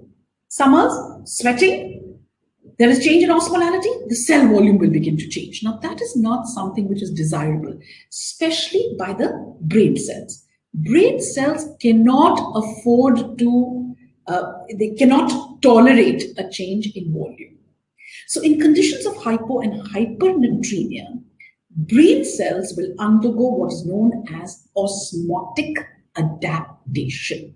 That is where the concept of osmotic adaptation is concerned, right? So let's see.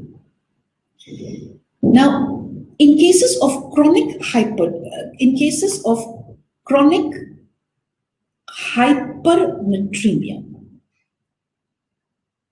please remember osmotic adaptation.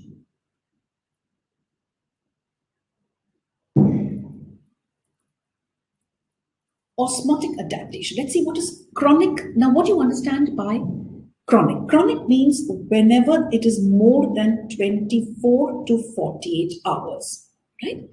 Chronic hypernatremia, brain cells show osmotic adaptation.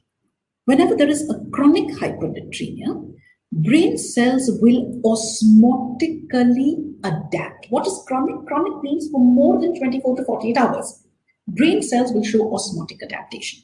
That means brain cells will increase the intracellular osmolality to match the increase in extracellular osmolality so that there is no shift of water. Have you understood?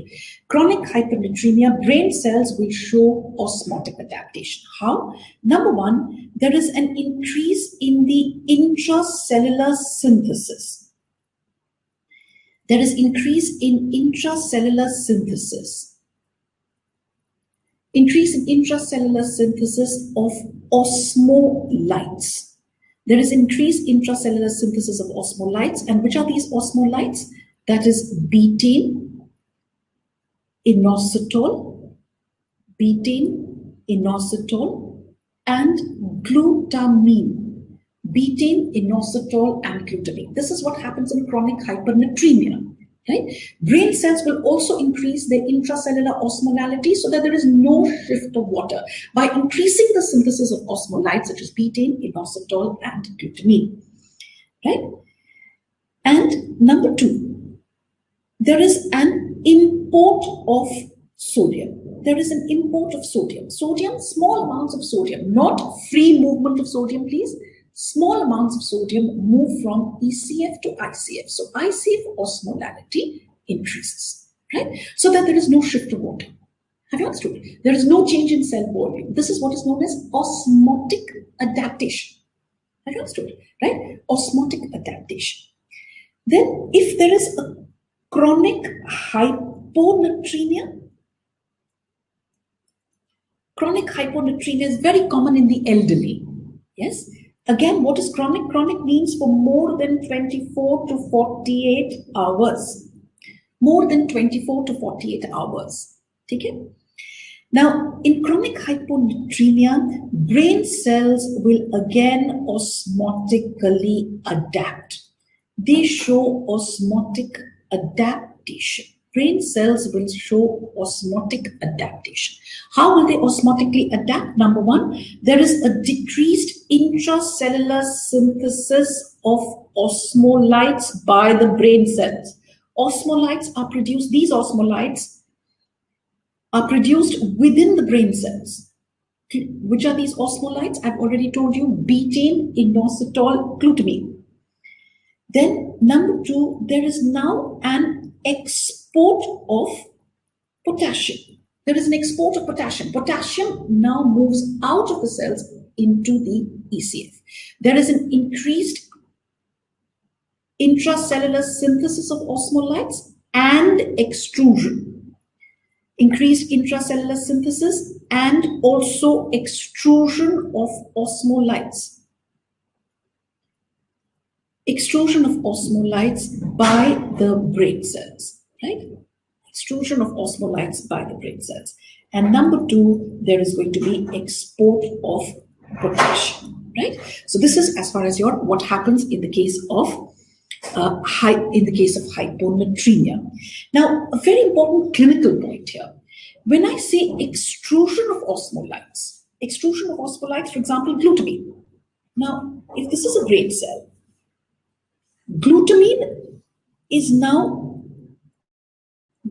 now moves out of the brain cells into the ECF. And glutamine, once it moves out of the brain cells into the ECF, it gets converted into glutamate. And glutamate is an excitatory neurotransmitter. The most important excitatory neurotransmitter in the brain is glutamate. And glutamate, if there is increase in glutamate in the ECF, this now precipitates seizures. Seizures are very common in patients of hyponatremia. Hyponatremia, like I told you, is very common in the elderly, and seizures are very common. How do you explain seizures in patients of hyponatremia? There is extrusion of osmolytes by the brain cells. Glutamine moves out of the brain cells into the ECF, gets converted into glutamate, which is an excitatory neurotransmitter, and that in turn precipitates seizures. This is the mechanism for seizures in hyponatremia. Right? So this is osmotic adaptation. When do I see osmotic adaptation? Osmotic adaptation is seen in the brain cells. When do I see it? Either in chronic hyponatremia or chronic hypernatremia. What do you mean by chronic? Chronic, it means when the change is for more than 24 to 48 hours. How do the brain cells osmotically adapt? Either by an increased or an decreased synthesis of osmolytes such as betaine, inositol, glutamine. Either by import of sodium or export of potassium. Right? Now, what happens? Why, especially in case of hyponatremia? Hyponatremia, there is an increased intracellular synthesis and extrusion of osmolytes such as glutamine. And extrusion of glutamine will result in increased glutamate, which is an excitatory neurotransmitter, precipitating seizures. Right? Now, an important clinical point which arises from this concept of osmotic adaptation is whenever you have a patient of chronic hyper or hyponatremia, a patient of chronic hypo or hypernatremia, the correction of sodium levels has to be very, very gradual. Correction of sodium level has to be done gradually, right? Has to be done very, very gradually. Because cells are already osmotically adapted, right? Cell is already osmotically adapted. Yes, correction of sodium levels has to be done very, very gradually. Now, for example, in patients of hyponatremia, the correction has to be approximately 6 millimoles per liter per day. That correction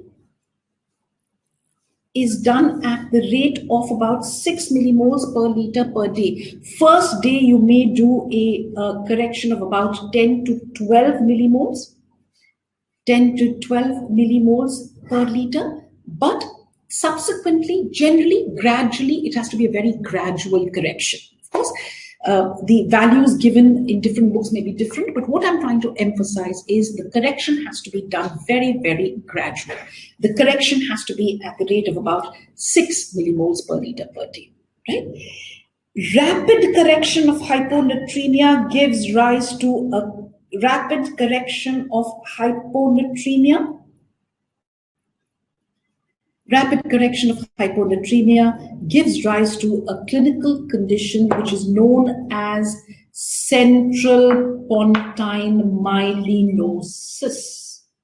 Central pontine myelinosis, isn't it? When I do a rapid correction of hyponatremia, what will happen is the cells have a lower osmolality. ECF osmolality rises.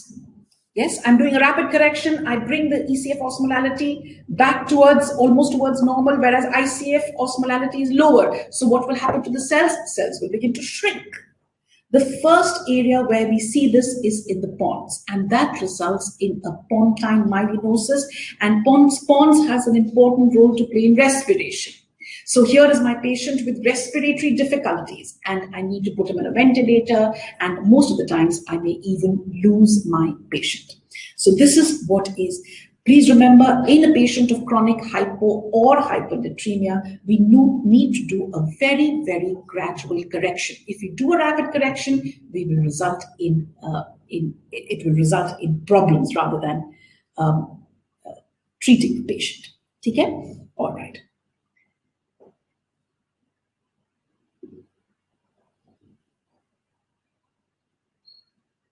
Okay. Hypernatremia, there is an increased synthesis of osmolytes. Hyponatremia, decreased synthesis. Okay. All right. So rapid correction, like I said, central pontine myelinosis. Okay.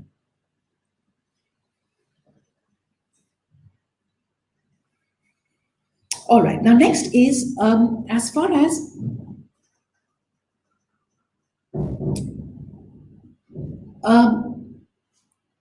let's see what happens in the case of ECF and ICF. Let's see ECF and ICF. What are the differences between the ECF and ICF?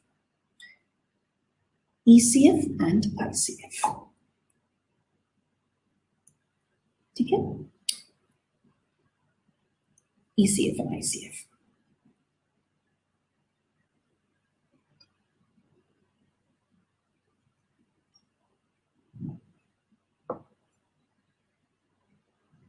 Priya Shahi, in sweating, please remember, sweat is produced from plasma. Plasma is part of ECF. More loss of water from the plasma means increase in ECF osmolality. Okay? All right.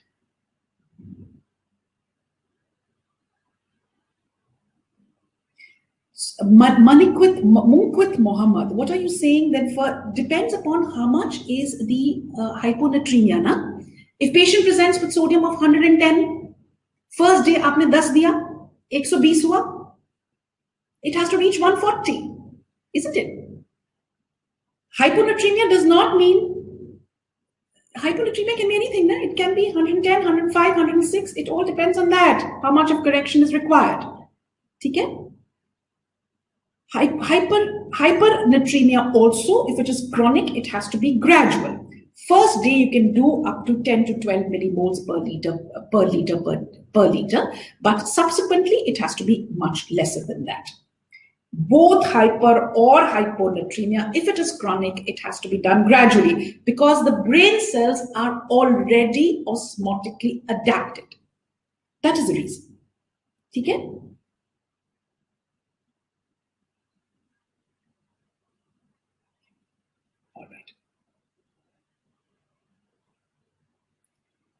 Beta, osmolytes will be produced by brain cells. Na? How can they be produced in the ECF? It has to be produced inside by the cells. Okay. All right. Okay. So now next, let's have a look at what are the differences between the ECF and the ICF. Now, ECF, firstly, osmolality.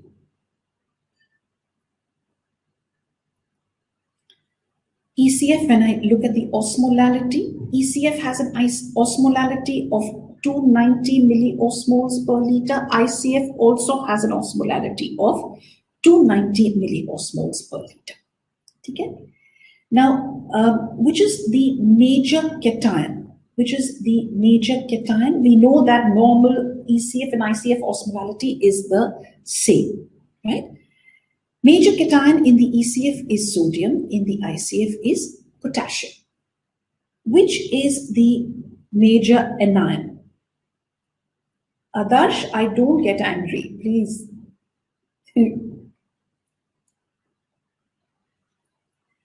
Okay,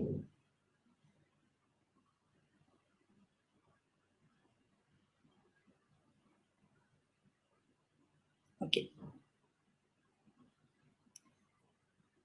Akhil, how do we know it is chronic or acute?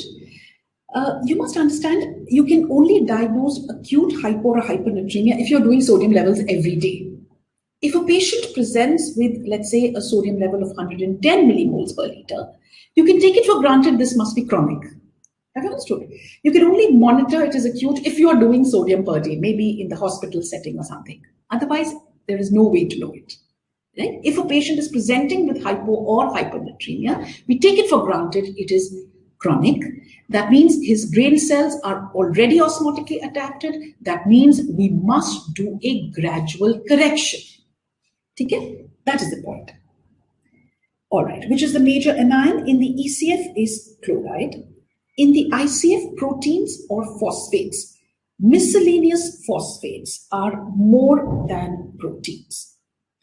Miscellaneous phosphates are more than proteins. Phosphates and proteins, these are your two important anions in the ICF, but phosphates are more than the proteins, right?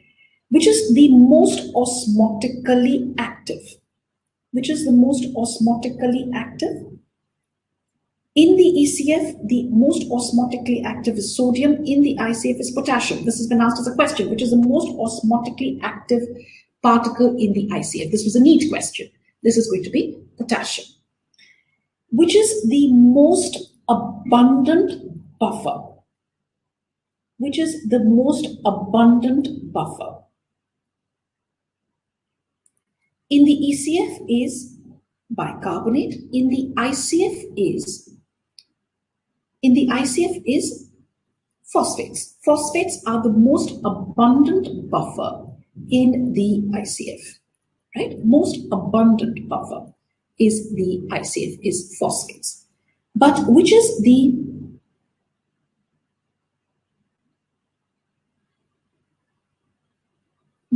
most important buffer?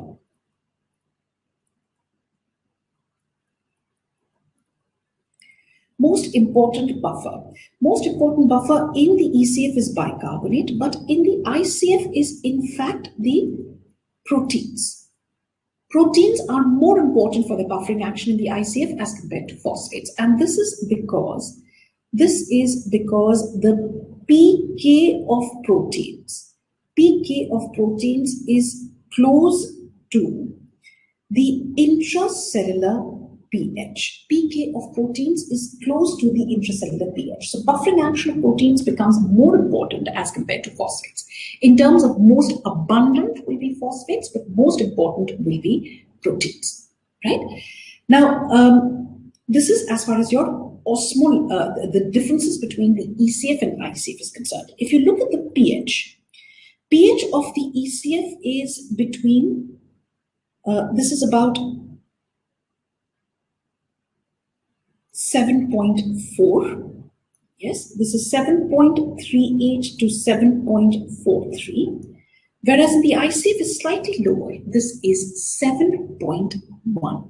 7.1. Right? Now, this is as far as your the differences between ECF and ICF is concerned. Right? ECF and ICF, osmolality will be the same in both sides. Major cation in the ECF, sodium, ICF potassium, major anion chloride, ICF phosphates. Most osmotically active sodium in the ECF, potassium in the ICF. Most abundant buffer in the ECF, bicarbonate, ICF phosphates. Most important bicarbonate in the ECF, ICF is proteins. Right? Why? Because pK is the equilibrium constant. pK is the equilibrium constant, and this is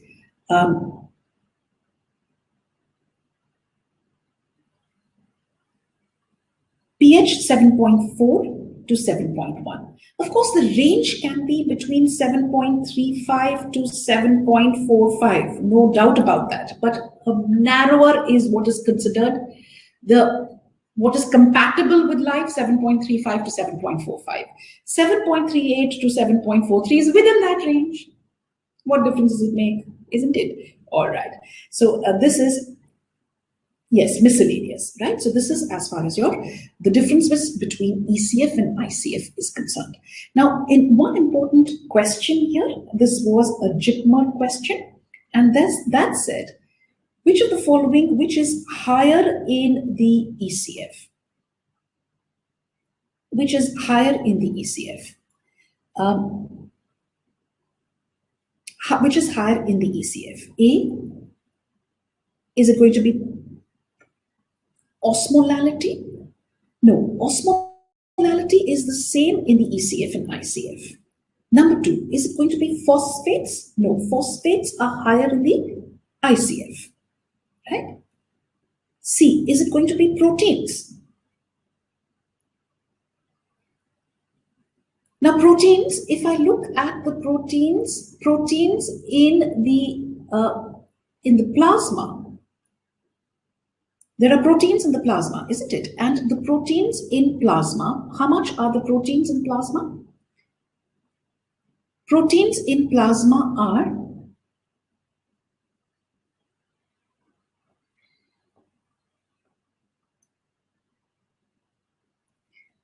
Proteins in plasma are 6 to 8 grams. 6 to 8 grams are the proteins in plasma. 6 to 8 grams per deciliter. Interstitial fluid, there are 0 proteins. In the cells, the proteins are 16 grams per deciliter. So higher in the cells, not in the ECF. Of course, plasma is a part of ECF, but the proteins in plasma are only 6 to 8 grams per deciliter. Interstitial fluid, there is no proteins. Yes, and 16 grams per deciliter inside the cells. So proteins is also not the answer here, right? Proteins is also not the answer, and the answer therefore is pH. pH is higher in the ECF as compared to ICF, right? So this is 7.4 and this is 7.1. Right? So pH is higher in the ECF. So this was an important JIPMER question. Which of the following is higher in the ECF? Is it osmolality, phosphates, proteins, or pH? pH is higher in the ECF.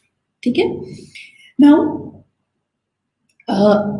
one more important point, and that is, which is the most abundant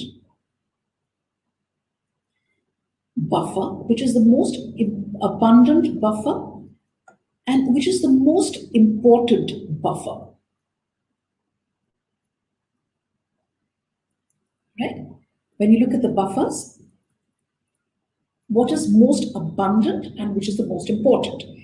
Now, in the ECF, we said the most abundant buffer in the ECF, the most abundant was bicarbonate. Most important is also bicarbonate, right? In the ICF, I said the most abundant are phosphates, but more important was proteins. Yes? Interstitial fluid, most abundant bicarbonate, most important bicarbonate. For the whole body,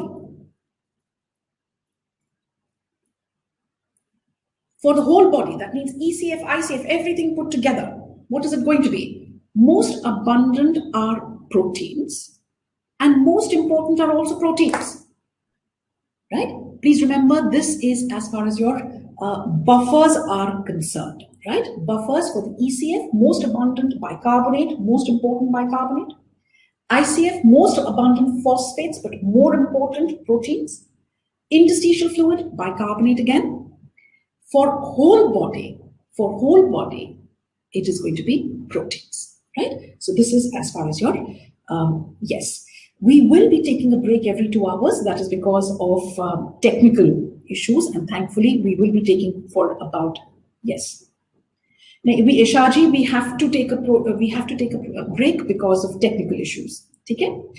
Or let's see. Well, let me try and see any of your questions, any of your important, relevant questions.